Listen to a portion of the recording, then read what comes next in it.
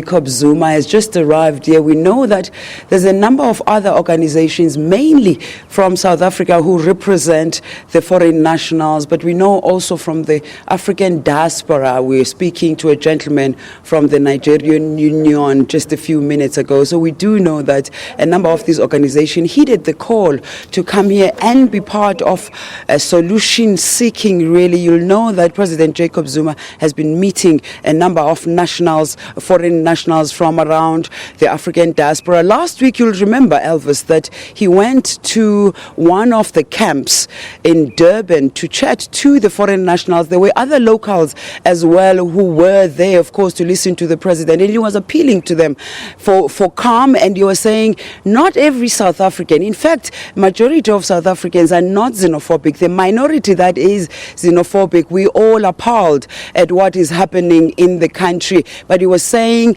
those who want to go home will be provided with all the necessities to go home. However, emphasizing that government does not want the foreign nationals to go home. They are welcome here. But also the assimilation process is very important. Today, it's quite befitting, Elvis, that the president is meeting with the compatriots from the rest of the continent, because tomorrow we know, in fact, that in London there are thousands of people who will gather on the streets. In fact, we know they're going to be meeting at the Mandela Square and take their memorandum to the Embassy of South Africa. And you know, of course, Avis, this is quite ironic, because in the hour of need of South Africans, when we were fighting the monster of apartheid, many people around the world would gather at the same square in London, the Nelson Mandela Square, because, of course, the late former president is known for his values, of course, obviously, who would be absolutely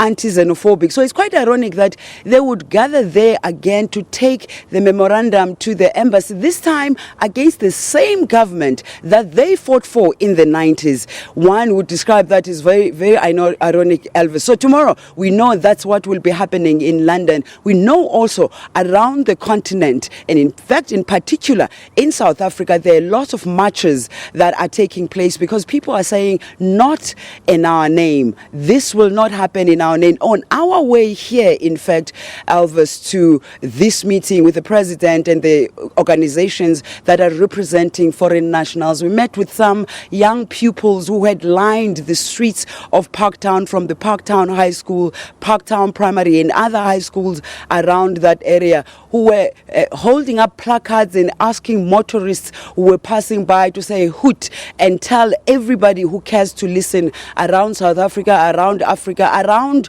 the world, to say, not in our name. This is not who we are in this country. So it goes on. The meeting is going to start in a few minutes from now, Elvis. Thank you so much. That was our reporter in Pretoria, Yolisa Njamela, live from Pretoria, and she'll keep us updated on the proceedings in Pretoria.